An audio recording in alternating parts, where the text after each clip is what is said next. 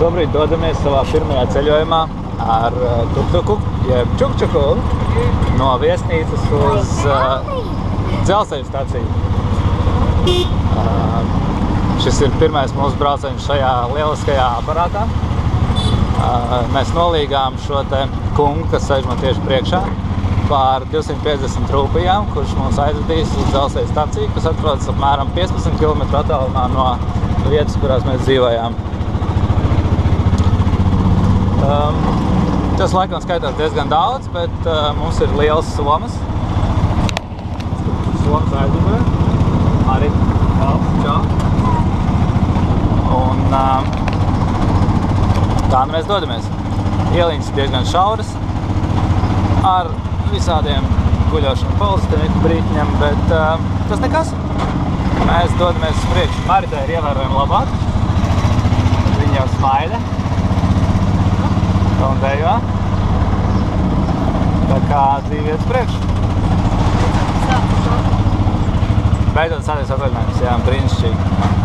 Saulīt spīd, dzīve ir skaista. Ok, kā jūs varat būt pamanījuši, tad mums ir nelielas izmaiņas interjerā. Mēs esam šobrīd pārsēdušos citā tuktukā, jo ar iepriekšējo notika neliela ķibele, viņam saplīsa riepa. Un tādēļ mēs ātri samainījām mašīnu.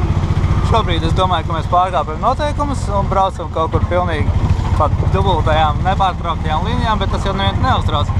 Nu, lūk, tātad iepriekšējā mašīna tika salauzta, laikam mūsu somas ir pārāk smagas, bet tagad mēs nolīgām jaunu tuktuku. Marita ir mazliet apradusi ar pastāvošo kārtību, satiksmes ātrumu un tam līdzīgi.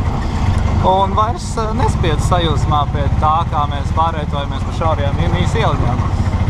Viņa ir iejutusies mazliet tēlā, jo ir uzvilkus redz šādu te skaistu, kā viņu sauc, lakatiņu, vai viņam ir kāds īpaši nosauks? Ok, nu jā, mēs te samainamies mašīnā šobrīd. Un braucam kaut kur augšā. Nu, kā tikšā arī šitais mums nesaplīst. Jā. Nu tā mēs te pārvietojamies, joprojām centrālajā dzelzceļa stacijā neesam nokļuvuši, bet toties ņemam visādus shortcuts. Tas arī ir diezgan forši, protams.